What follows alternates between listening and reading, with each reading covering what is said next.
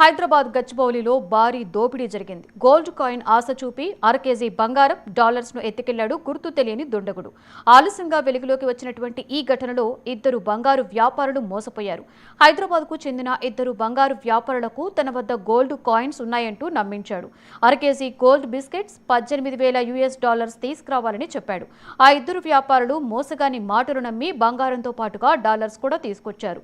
వ్యాపారుల దృష్టిని మళ్లించి వాటితో పరారయ్యాడు. 3 ప్రత్యేక బృందాలు దుండగుడి కోసమైతే గాలిస్తున్నారు.